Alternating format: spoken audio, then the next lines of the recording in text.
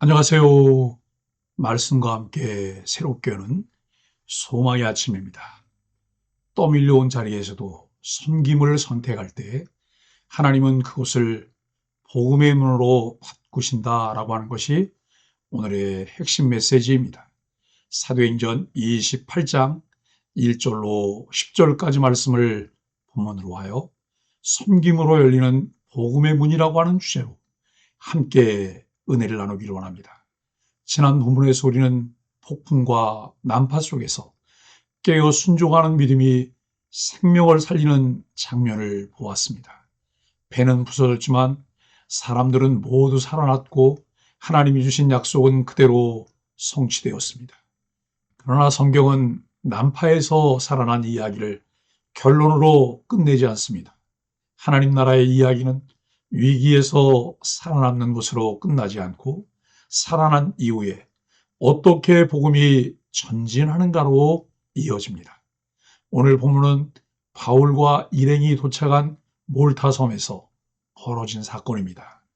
이 장면은 선교 전략도 대형 설교 집회도 아닙니다.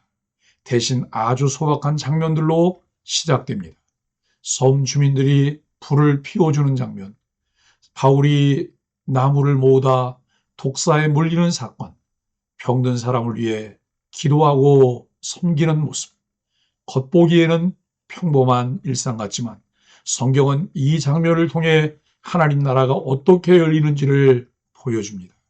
하나님은 거대한 연설보다 눈에 띄는 기적보다 작은 섬김을 통해 복음의 문을 여십니다. 오늘 본문은 몰타섬을 복음의 새로운 전초기지로 사용합니다. 몰타는 지중해 항로의 중요한 중간 기착지였습니다. 로마로 가는 선박들이 자주 머무르던 곳이었고 다양한 문화와 언어가 섞인 곳이었습니다. 바울은 괴이간 선교지로 몰타를 택하지 않았습니다. 폭풍과 난파로 인해 떠밀려온 곳입니다. 그러나 하나님은 떠밀려온 장소를 복음의 전략적 거점으로 바꾸십니다. 이것이 사도행전 전체가 보여주는 하나님 나라 확장의 방식입니다. 사람의 계획이 아니라 하나님의 섭리가 선교의 지도를 그립니다.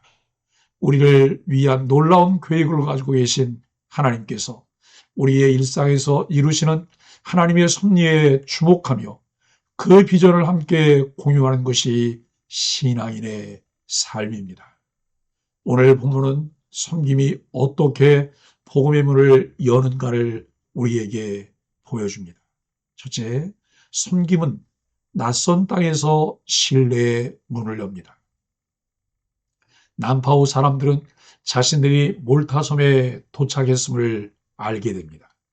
본문은 그 섬 사람들을 토인이라 부르지만 이는 야만족이라는 의미가 아니라 그리스 로마 문화권 밖의 사람들이라는 뜻입니다. 그런데 그들이 보여준 모습은 놀랍습니다. 비가 오고 날이 참해 불을 피워 우리를 다 영접하더라. 그들은 난파자들을 외면하지 않았습니다. 추위와 빛 속에서 낯선 이들을 위해 불을 피우고 자리를 내어주고 환대합니다.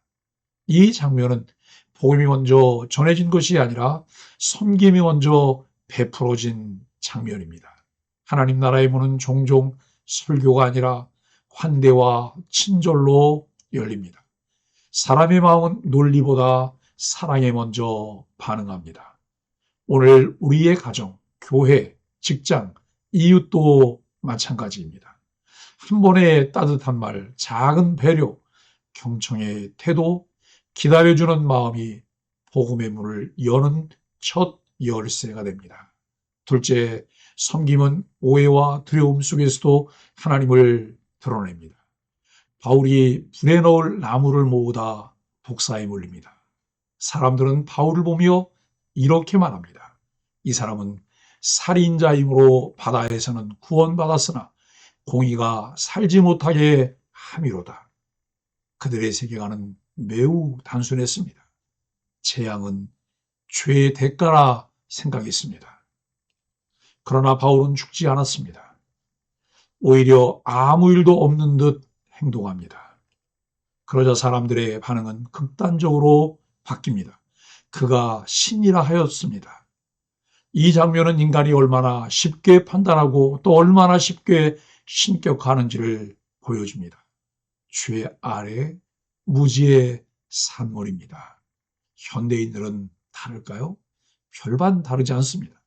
하나님 없는 세계관 아래 두려움에 사로잡혀 살기도 하고 조금 신비로운 것을 보면 신격화하는 어리석음을 보입니다. 그러나 바울은 자신을 신으로 만들지 않습니다. 그는 계속해서 섬기는 사람으로 남습니다. 여기서 중요한 원리가 드러납니다. 하나님 나라의 사람은 기적의 주인공이 아니라 섬김의 종으로 자신을 위치시킵니다. 하나님이 우리 삶에서 놀라운 보호와 은혜를 주실 때 사람들은 우리를 높이려 할 수 있습니다. 그러나 그때 신앙인은 말합니다. 이것은 나의 능력이 아니라 하나님의 은혜입니다. 나는 그 은혜를 나누는 섬김의 사람일 뿐입니다. 셋째, 섬김은 병든 자와 연약한 자를 통해 복음의 통로가 됩니다.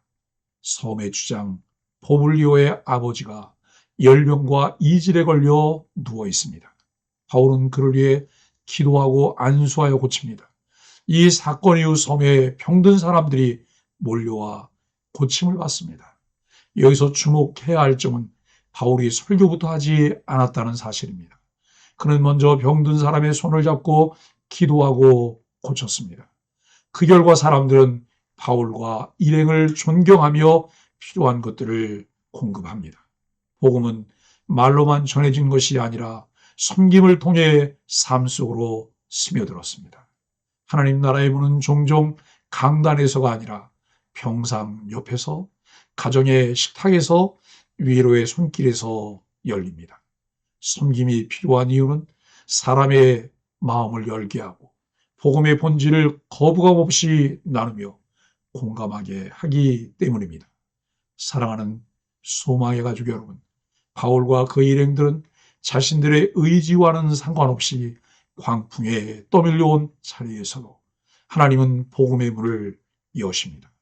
몰타는 바울이 교육한 선교지가 아니었습니다. 그러나 하나님은 그곳에서 섬김을 통해 복음의 문을 여셨습니다. 난파는 실패가 아니라 새로운 선교의 시작이었습니다. 떠밀려온 것은 우연이 아니라 하나님의 섭리였습니다. 큰 거창한 설교보다 일상의 작은 섬김이 하나님 나라의 문을 열었습니다. 오늘 우리 삶에도 몰타 같은 자리가 있습니다. 원하지 않았던 직장, 계획하지 않았던 관계, 갑작스러운 질병과 위기, 떠밀려온 것 같은 인생의 국면. 그러나 하나님은 말씀하십니다. 그 자리에서 섬기면 그곳이 복음의 문이 된다는 것입니다. 그렇습니다. 주께서 우리를 환대하시고 희생하시며 사랑하셨던 것 같이 다른 사람들을 환대하며 사랑하십시오. 오늘 말씀을 묵상하며 질문에 진지하게 답하며 내 삶에 적용하고 실천하십시오. 나는 지금 떠밀려온 것 같은 자리에서 어떤 마음으로 살고 있는가? 그 자리에서 내가 할 수 있는 작은 섬김은 무엇인가? 나의 삶 속에서 사람들이 복음을 느낄 수 있는 사랑의 행동은 무엇인가? 주께서 우리를 사랑하신 것처럼 배려하고 존중하며 환대하고 사랑하는 소망의 가족들이 되기를 예수 그리스도의 이름으로 간절히 축복합니다. 함께 말씀으로 드리는 소망의 아침 기도입니다. 주님, 난파와 같은 인생의 폭풍 속에서도 저를 살려주시고 여기까지 인도하심을 감사합니다. 주님, 떠밀려온 자리에서도 섬길 수 있는 기회를 주신 것을 감사합니다. 그곳을 복음의 문으로 사용하여 주옵소서. 주님, 작은 친절과 손길과 기도가 누군가의 삶을 살리는 통로가 되게 하시고 저의 삶을 통해 하나님 나라가 열리게 하심을 감사합니다. 예수님의 이름으로 간절히 기도합니다. 아멘.